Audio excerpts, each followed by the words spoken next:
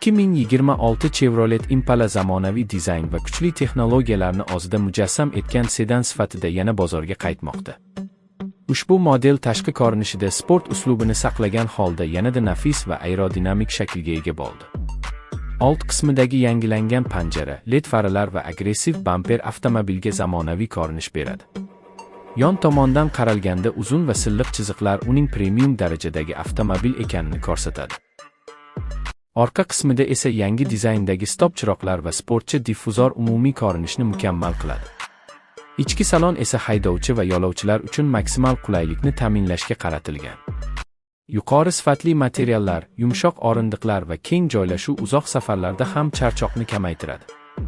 Markaziy panelda katta sensorli displey joylashgan bo'lib, u orqali barcha multimedia va avtomobil sozlamalarini boshqarish mumkin. Apple CarPlay va Android Auto qo'llab-quvvatlashi bilan foydalanuvchilar o'z smartfonlarini oson ulashlari mumkin. Shuningdek, premium audio tizimi yuqori sifatli ovoz beradi. Texnik jihatdan 2026 Chevrolet Impala bir nechta dvigatel variantlari bilan taklif etiladi.